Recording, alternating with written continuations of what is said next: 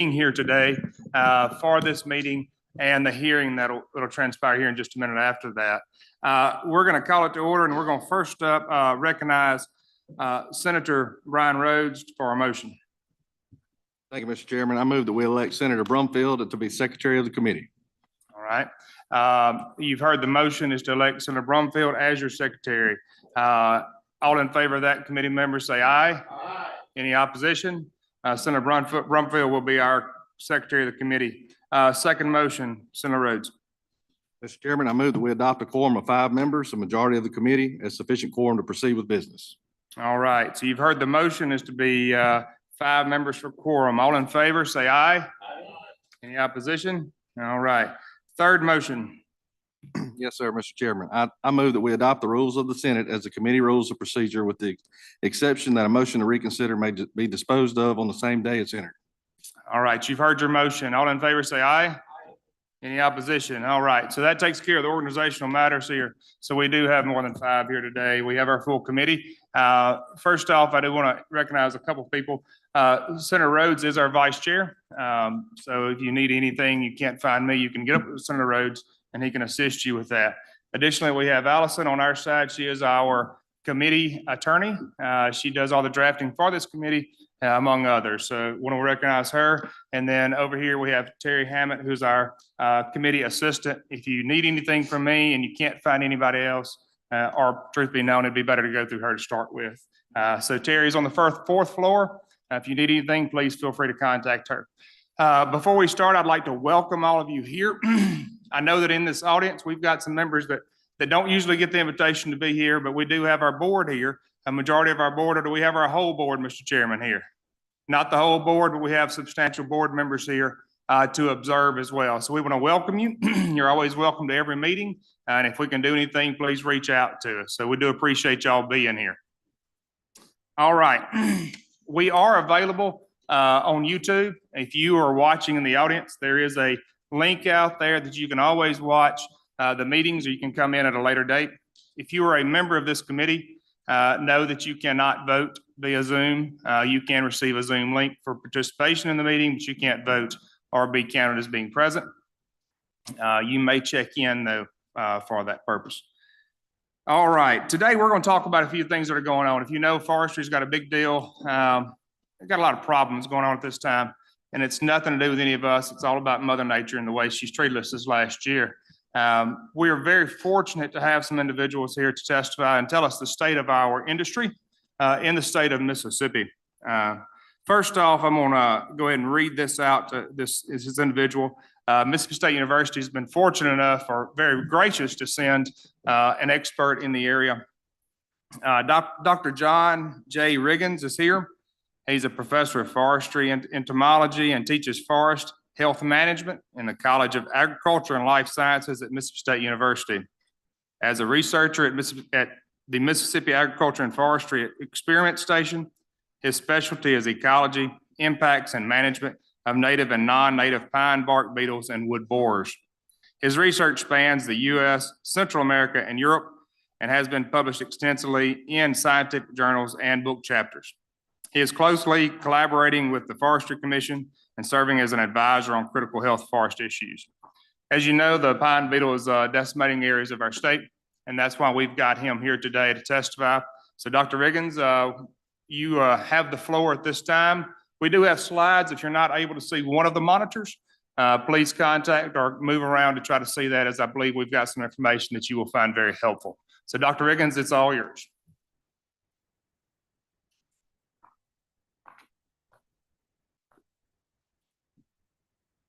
Senators, thank you very much for the invitation to be here today. I'm happy to be here to present this information. And I just want to say from the beginning, if there's any questions, feel free to stop me at any time. And if there's any information that I don't include in this that you would like to see later, let me know and I'll make sure and get it to your offices after we're done today. So obviously, as already stated, we're here to talk about southern pine beetle today. And first thing I wanted to mention is that we not only have the southern pine beetle, we have 4 other species of bark beetles here in the state of Mississippi that affect pine trees. Southern pine beetle is the most damaging and the most dangerous species. It's the one you see on the middle part of the screen, the left hand. Its outbreak causes are much harder to pinpoint than our other 4 species, the black turpentine beetle. We also have three species of Ips and graver beetles. Southern pine beetle tends to, its outbreaks start, we know, in stands that are overly dense and have not been thinned, things like that. So stand density, stems per acre, very important drivers in what causes southern pine beetle outbreaks. But the other factors are much harder to predict. It's much more akin to what you would see with the hurricane. We know hurricanes are going to occur. We know a little bit about why hurricanes occur, but we can't always predict when they're going to occur or where they're going to make landfall. And southern pine beetle is somewhat the same in that we know that it affects stands that are overly dense more than other stands that have been thinned, but we don't necessarily or can't necessarily predict when it's going to have massive either statewide or region-wide outbreaks. With the other 4 species, the black turpentine beetle and the Ips and graver beetles, these insects primarily focus or specialize on trees that are impacted by drought, hurricanes, tornadoes, lightning strikes. So these are species that need to have trees that are extremely stressed and in order for their biology, for their life cycles to continue. Southern pine beetle can attack, once its populations become high enough, they can attack healthy trees. Once the populations are high, stand conditions don't matter as much. So what we tend to see with southern pine beetle is once an outbreak starts, on average, it lasts anywhere from 1 to 3 years, and it may or may not abate based on rainfall or the ending of a drought or things like that. With black turpentine beetle and Ips beetles, those species are typically going to abate after the drought is over, we get more rainfall, or after the disturbance from an event like a hurricane runs its course. Those outbreaks tend to be shorter and more short-lived. So a huge key to this is what I mentioned just a second ago, the host condition. When southern pine beetle populations are high, tens of thousands of individual beetles can attack an individual tree, and it doesn't matter when the populations are high. It does not matter if the tree is healthy, if it's drought stressed. They can overwhelm the tree defenses and they can complete their life cycle and make tens of thousands of more southern pine beetle to continue the life cycle. With Ips and black turpentine beetle, they require damaged or stressed trees in some form. So once those trees have been killed and the beetles have utilized them for a resource and those trees are no longer on the landscape, Ips and black turpentine beetle their outbreaks tend to die fairly rapidly after that occurs.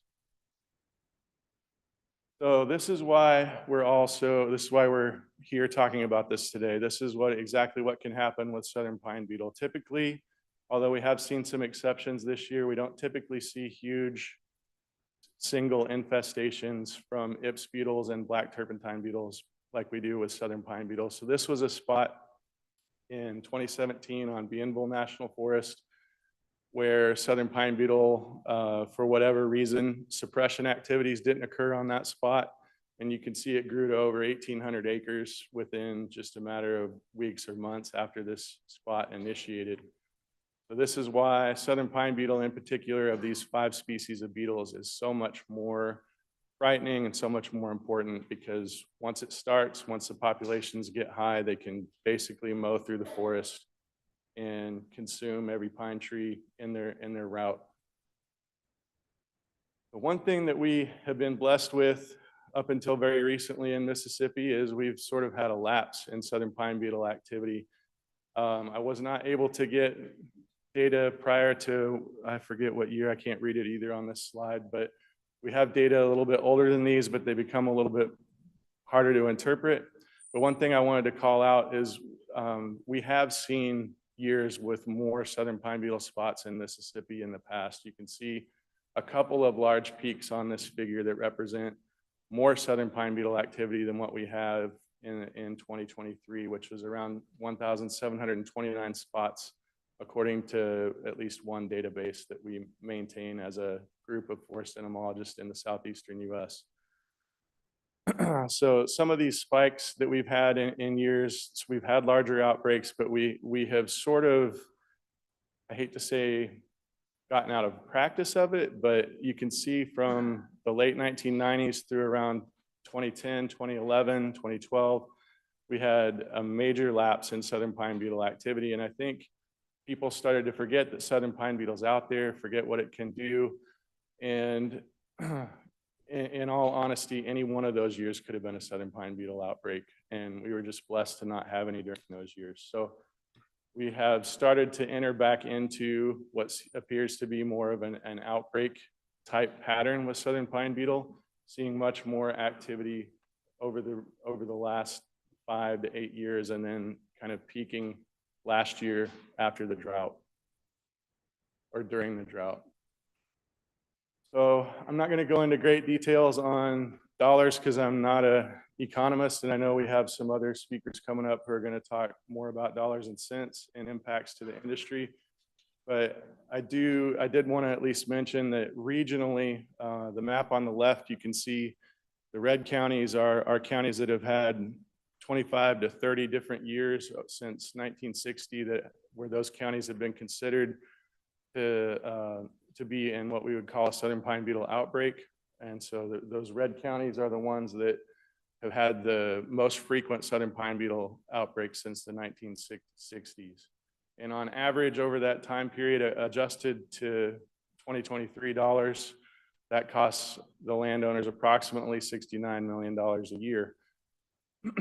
However, the worst single outbreak on record was in 1985, and you can see this most of the damage in this outbreak was in East Texas and Louisiana.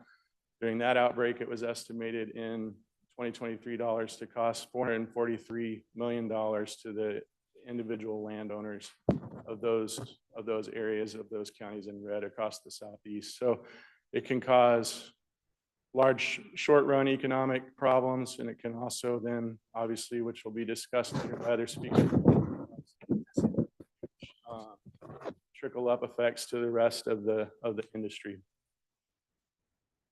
So this is as of the end of 2023, these are the counties across the southeastern United States that were considered to be in outbreak status for southern pine beetle. And you can see Mississippi is afflicted with this, along as Alabama, Georgia, a little bit of South Carolina, and spilling over a little bit into Louisiana. So Mississippi, unfortunately, is not alone in what we're experiencing right now in terms of southern pine beetle activity. We are seeing it across the southeast. It's been a long time, probably 20, 30 years plus, since we have seen a true regional outbreak with multiple states severely affected like we are seeing right now.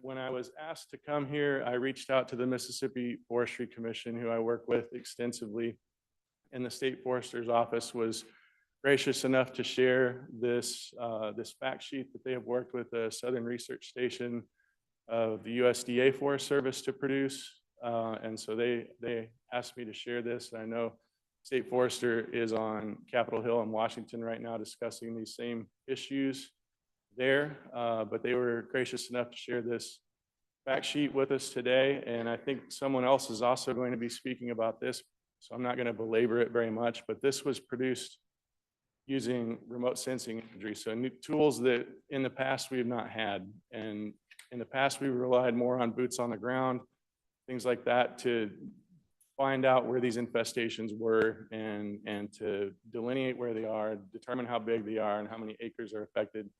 This was produced with satellite imagery, and with that, they feel like they were able to get us some numbers for that colored region on the map, where you can see that's the part of Mississippi where they did this study. And they're estimating over 80,000 acres impacted and more than 12.5 million dead pine trees within that area. So obviously, huge impacts to Mississippi, terrible situation, and something that has us all worried. I'll let this play in the background while I answer questions. This is just a map of counties that are under southern pine beetle infestation levels from 1960 through current, although it doesn't have fully current numbers. When we get to 2023, you'll see it does not do what we're seeing now full justice, but my contact information's there. I'm happy to stay and answer questions, anything that the committee might have. I'm happy to try and answer those questions. Dr. Riggins, we appreciate you bringing that data. I've got a few questions for you. Can you tell us this, what we're seeing this year? Are you expecting this to be the southern pine beetle, or are you expecting it to be the turpentine, based upon the droughts that we saw in the state? We are seeing a mixture throughout the state of both Ips and black turpentine beetle, as well as southern pine beetle. So there is definitely a mixture going on. As far as the satellite imagery produced data that I presented from the MFC, I'm not sure that anyone really knows. It's very new, and I'm not sure anyone knows yet which of those infestations, what the proportion between southern pine beetle and Ips are. At this point, until we can get more surveys done, more boots on the ground, it's a little bit hard to know based on just satellite imagery whether it's southern pine beetle or Ips.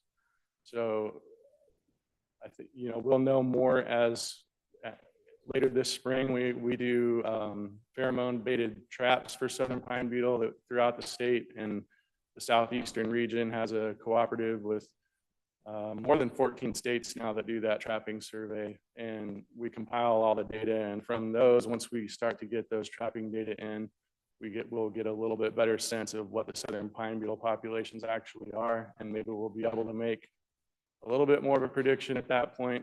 Traps should be going out within the next 2 to 4 weeks in Mississippi. And then once we process those samples, we'll hopefully have a little bit better idea of what the actual proportion is between those species. So the next question, follow up on that. So these things are native to where? They're native to here. All All native of those species are native to here, and they have been the bane of forestry, especially southern pine beetle, throughout the southeast since we started growing pines here, frankly. So they're native to here and are an annual problem in a lot of areas. Are we seeing this across the U.S.? Are we seeing other strains or other subsets of that species in other parts of North America? Yes, sir. So sister species that you may have heard of is the mountain pine beetle in Western U.S., Western Canada. Over the beginning of the 2000s, around there, they were having huge infestations of mountain pine beetle in those areas, killing entire mountain ranges worth of lodgepole pine in those areas. So that is a closely related species. We don't have it in our region, thankfully, but bark beetles, I would say worldwide right now, are problematic. Europe is having a huge bark beetle outbreak because of drought. I saw it firsthand 2 years ago when I was there, huge swaths of dead trees in the Alps and elsewhere in Europe. So unfortunately, we're not alone. Climate variability, droughts, all of these things seem to be impacting bark beetles' ability to have outbreaks. So tell us then, can you tell us what's really exasperating this as far as our practices? Is it something to do with the way we planted and managed our timber, or can you tell us anything of that nature? With most insect pests, even with row crop pests, they were probably not what we would consider a pest until we started growing large acreages of one thing adjacent to one another repeatedly over and over and over again. So, once we covered the southeast with southern yellow pines, and they became a pest. Same thing with a cornfield. You stack in a million corn stalks into a field, you're going to have problems with insects. So it's a host availability issue, I think. And then really the only thing that you can do in terms of southern pine beetle, I'll go back to the hurricane analogy. We know hurricanes are going to happen, and all you can do is prepare your house, build it on stilts, make sure it's made of the right material to withstand hurricanes. You kind of have to do that with southern pine beetle. We know it's going to occur, and we need to manage those stands, maintain the proper level of densities by thinning when it's time to thin, doing pre-commercial and commercial thinning activities in those stands to keep the basal area low. And that's really the best strategy for, when the storm hits, to know that we are prepared as best we can for the storm to hit, is to maintain proper stocking density in those stands. Last question, then I'll open up the committee. We're seeing the brown tops on this timber right now. How long from the time the outbreak or the pest invades that tree until the time that you actually see the first brown top? In other words, how old are these tops and how long they've been decimated? Senator, that I would say a few weeks generally. So with southern pine beetle, they really start in what can appear to be a healthy green tree, and then as they attack it over time, that top begins to become red or brown or orange.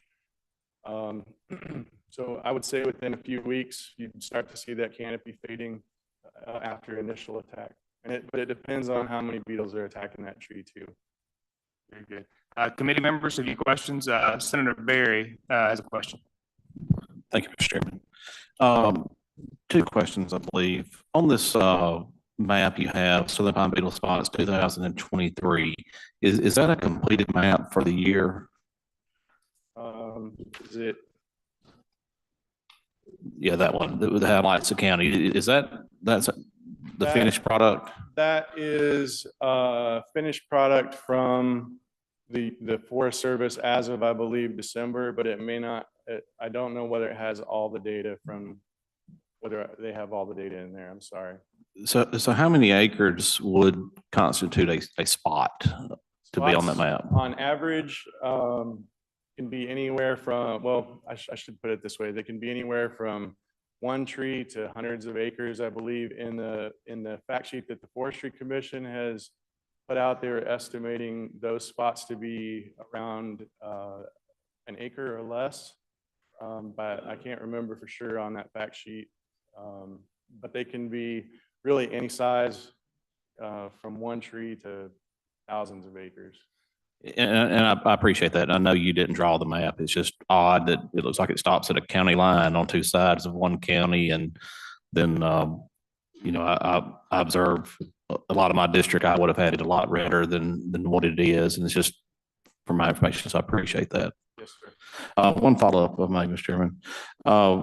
Once, and you touched on this with your question too, but as far as management, once we see the damage occurring in our stands, is it too late then when we see the first couple of trees to take any action? And is there any viable actions that a landowner could take himself without having to call in a commercial service tree? Well,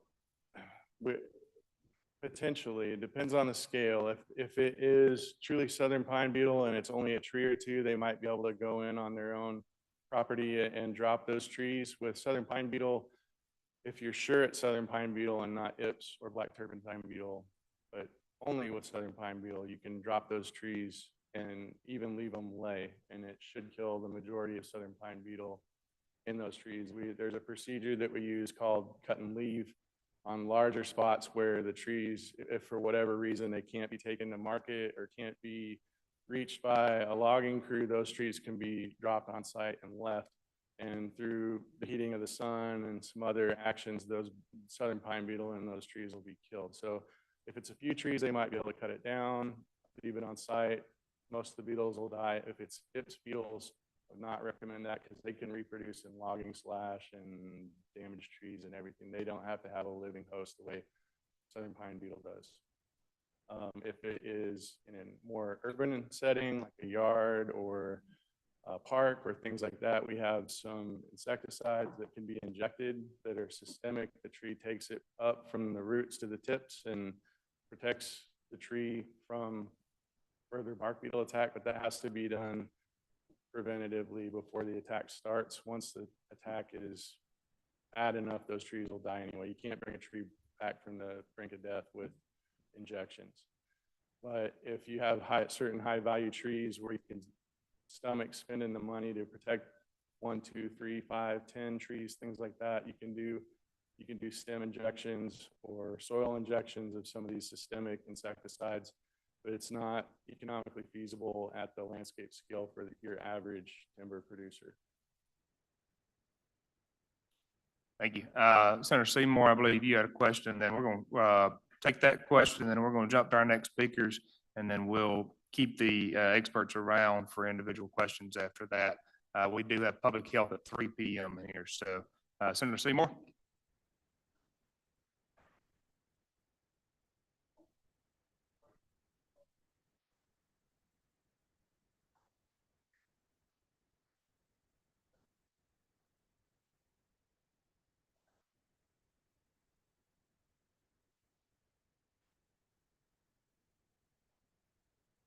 Senator, I have not performed any kind of analysis on that on the 2023 data yet, but I do know that in previous years when we've had southern pine beetle activity over the last 5 to 10 years, that they're generally relatively, they tend to be clustered closer to national forest land typically.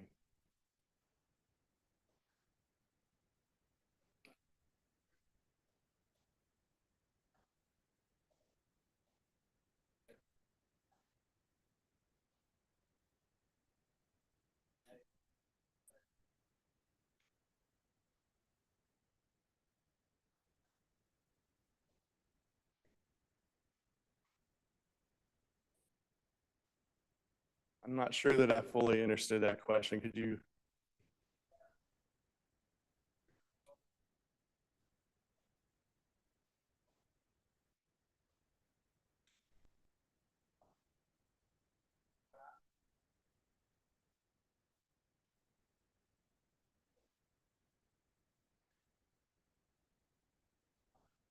Yes, sir. So although southern pine beetle can attack younger trees, typically over mature stands are the ones that are at the highest, what we would call hazard of attack. So those over mature trees, whether they're it could be because they're over mature or overcrowded or any number of reasons, but those trees are under stress for one reason or another, and typically are more susceptible to southern pine beetle outbreak.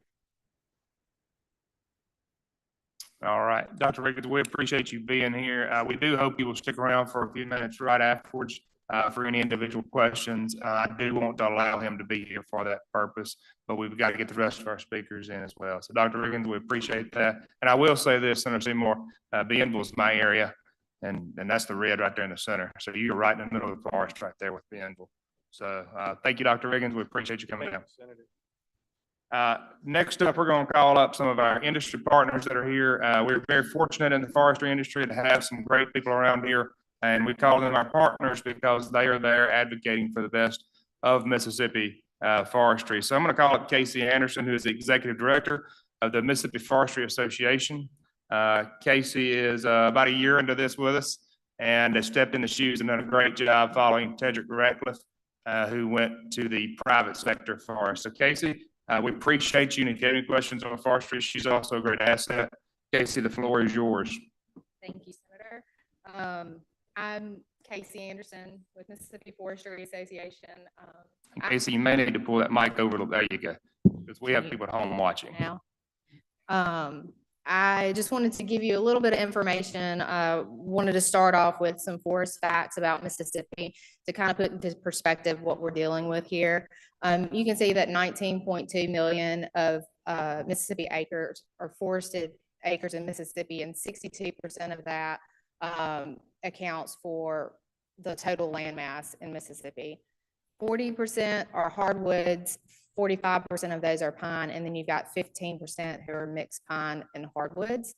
The breakdown of that is 7% corporate, 16% government, and then we're largely private, non-industrial landowners in Mississippi. The economic impact, sorry, I'm gonna have to look at my paper because I can't see that. My eyes aren't great. Our forestry's economic impact is 4% of all jobs in Mississippi are in forestry or forestry related fields. Employment accounts for almost 62,000 total jobs in Mississippi, with 3 billion in wages paid out each year. Forestry and forest products are a $13.1 billion industry. And then the value of timber harvesting in Mississippi has averaged in excess of 1 billion per year over the past year. So we should have some updated numbers on these in the next couple of weeks. This is about 2020, I think 2020, 2021 data. But we should have more current numbers in the next few weeks. So you've seen Dr. Riggins spoke about the brown spots, the brown trees, and this is just a few pictures that we found from landowners and other people who are seeing this all across their timberland. Russell is not here today. He's actually on at the Capitol advocating on behalf of some federal dollars to help aid in this. So he asked me to show, present this data, and you can see that in the total acreage area is a little over 13 million acres. The total acreage of pine in the study was approximately 2,500,000 acres. Public Board of Education areas, they found the number of spots to be around 31,000 acres. I mean, 31,000 spots. Acreage is 3,168. Federal and tribal, total acreage 12,331. And then you can see the private is the largest at 64,000, almost 65,000 acres. Russell actually just texted a little while ago and said they just got some preliminary economic impact data, and they're estimating about $96 million in economic impact. That's, am I able to click on this link? Can you click on that link? I wanted you to see that this map makes it look like it's a wide area that is covered, but in reality, the spots are smaller and more spread out. If we can click on that link, yes, and you can see the little red areas are where there are small stands. You can see some larger stands of timber in there, but mostly it's sporadic. So it's not, while there are a lot of acres, it's spread out. And I believe the commission is going to look at some other spots within the state and evaluate those as well. Any questions? All right, so you got any questions for Casey? I know that we've got David going piggyback right off of that with these. So I tell you what, why don't we just go and bring David up? And David Livingston is your Mississippi Logger Association. David's done a great job of advocating for the industry as a whole, and we do appreciate him being here as well. He's a great asset. If any of you have problems with logging on your lands or loggers, or your loggers having trouble getting in and out, you contact David and he'll do what he can to try to help you mitigate those circumstances before it gets out of hand. So David, the floor is yours. Okay. You just want to start by, we want to know who's affected by these, by the drought and by the pine beetle kill off. Number one, as the previous slide indicated, that most of these spots are on private non-industrial landowners. That's your families that's had the tree farm for years, that invested in for their retirements and for their children's college programs or whatever the case may be. So they have total loss of income from that investment. Another way that the landowner's infected is there's little to no incentive for them to get that property back in production. The cost associated with that, with what we're seeing on returns on our investment already, is very little to kind of go ahead and take that risk again. I know traveling across the state as I do, in areas, especially of another recent disaster that we experienced, that kind of goes along with the drought and the beetle kill, is when we had the Easter tornadoes and all that damage. And there's tracks now there that are laying there, that the broke off timber is just laying there, and it's nothing but a privet hedge sticking. And that's not good for Mississippi in any way. So and it's not good for the landowner, because they can't do anything with it. The land is laying out there not doing anything and helping anybody. So, with that, you've got all that dead timber laying there, increases wildfire risk. The more fuel you have, the more intense the fire. We have come off of another year like what we had last year, and this stuff just keeps building and building and building. Every time we have a natural disaster, whether it be the drought or a tornado or a hurricane, we're setting ourselves up for disaster and not trying to have something in place to try to combat that and help these landowners. You know, moving on to the loggers, we move on a track, we go to try to harvest that track, and 40% of it's dead. We just lost 40% of the income off of that track. It creates some challenges fooling with dead timber too. If you're having to fall it and work around it and everything, you could bump a tree that you not realize is dead with a cut machine and fall on the machine, tear the machine up. So there's some incurred things there that could be a big problem as well for the logger. So less timber to harvest, dead timber, it gets left, landowners left with a mess. It all goes hand in hand in hand. So moving on to the mills, you know, down the road, you know, if we can't get our tracks thinned and we're getting tornadoes, drought, bugs and all that, we're not going to have enough to supply the sawmills that we have in the state, or could potentially, you know, because in my years of kind of what I've seen, and I've been in the business for 34 years now, landowners aren't thinning their timber as they should because of a couple of different factors. One's lack of markets, and price is the other. When you've got lack of markets and there's lack of demand, there's lack of loggers, not as many loggers as we used to have either. They can't get their timber harvested, and they say, well, I'm just not going to hold, I'm just going to hold on, just grow it to a log and then sell it to the sawmill then. That is not good management practices to keep our forests healthy.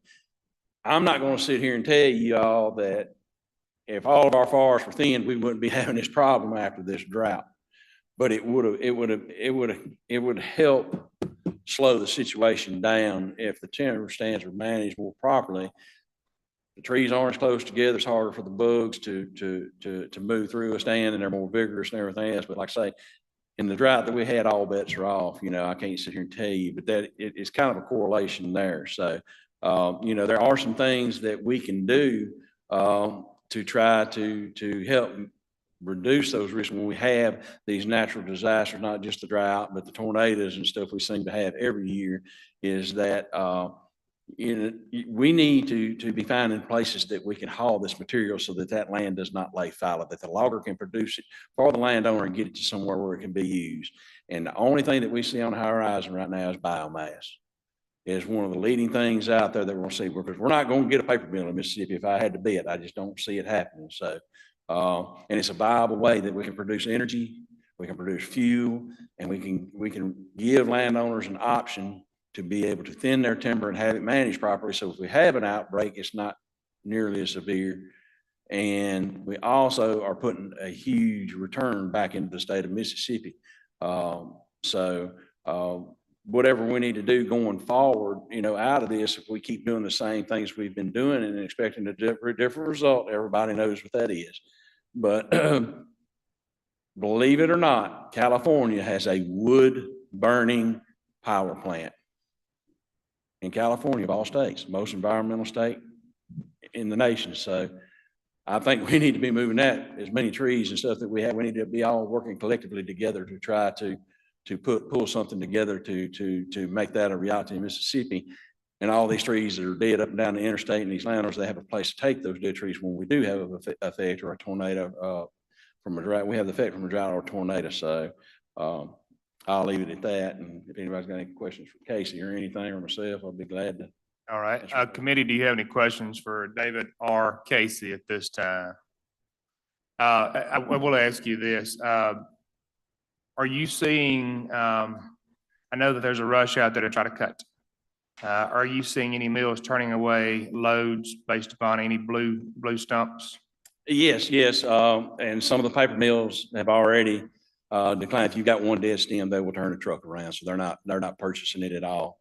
And what reason that is, I can't answer to that. We just know that it's out there. But once that tree, gets blue stain in it, most of your sawmills are going to shy away from it because although I don't personally think that it has anything to do with the grade of the lumber, they say it degrades lumber because it's got that blue streak in it, it's got that fungus in it. So they will not cut it, and they cannot sell it for premium grade, so they cannot pay so they just, because they're trying to maximize their profits as much as they can as any other business. You can't fault them for that. So that's something, it's not that they can't cut it, it's just that the regulations and everything degrades the value of the timber because of that. David, do you know our growth to drain ratio in the state right now? We're about 3 to 1. So 3 We're to going 1. about 3 times more than what we're harvesting annually. And with this, we don't know the impact that what that's going, it's not going to knock it down much. But we are a very successful state for forestry, and people like to come here because we have that growth to drain ratio. But it sounds like we just need to encourage a little bit better on our management practices. Is that what you're kind of saying? Right, and to do that, we've got to have the markets there in place to haul this low value wood that we're hurting in, because you've got to thin it to grow it to a log. And we've proven that in the state of Mississippi, with our support team at Mississippi State and everything, that we can grow trees as good as anybody in the world. And it's renewable. It's not going away. It's not, about the only thing that really hurts it is when you have those stands that are left there that are deadfall. It just makes it very, very difficult for a stand to regenerate through all of that deadfall and all that brush and hedge bush and stuff that we, invasive species is what I call them. When you talk about privet hedge and gallberries and stuff like that, it really puts a strain on even hardwood trees and everything else. One thing I would like to add, we're looking at the pine mortality right now. We also do not know what our hardwood mortality is going to be after this drought. We won't know that until the spring green up, because there's going to be an effect there on our hardwoods as well as it has been on our pines. We won't know the magnitude of that, and probably and have an estimated number on that probably, and Forest Commission probably answers probably June or July, when we'll have a good understanding of how much hardwood that we've lost because of this drought too. We've been kind of focused on pine right here. The pine beetle has after effect of the drought, but we're going to be affected pretty severely on our hardwood as well. I can see that. So I want to bring up our last speaker for just a moment, and then we can circle back with all these speakers.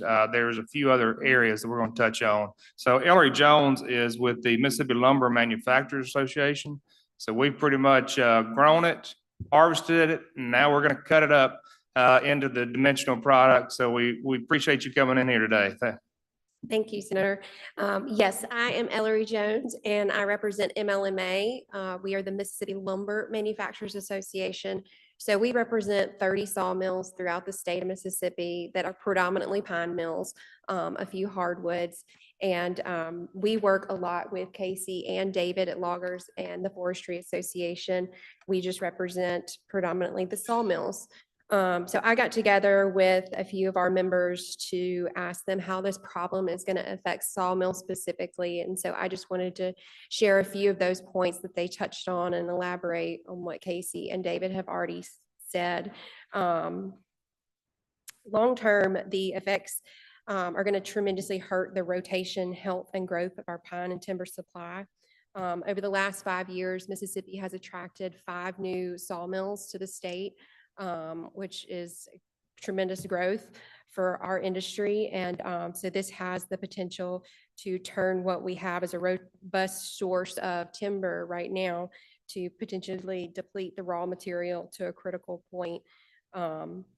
If tens and thousands of acres are clear cut, for example, it could take decades for us to catch up.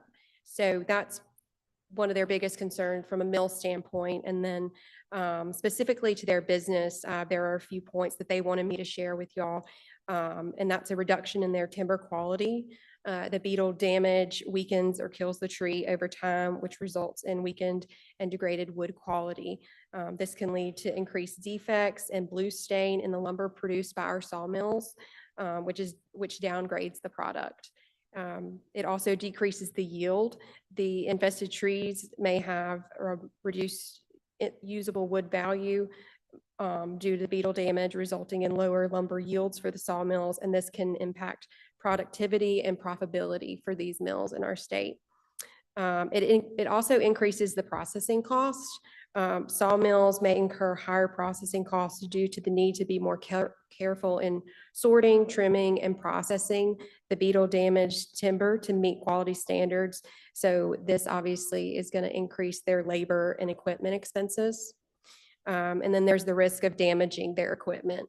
Beetle damaged timber may contain hidden defects such as voids and weakened areas, increasing the risk of the damage to the sawmill equipment such as saw blades, planers, and other cutting machinery, which is all very expensive for them to fix and replace. And then lastly, the environmental impact.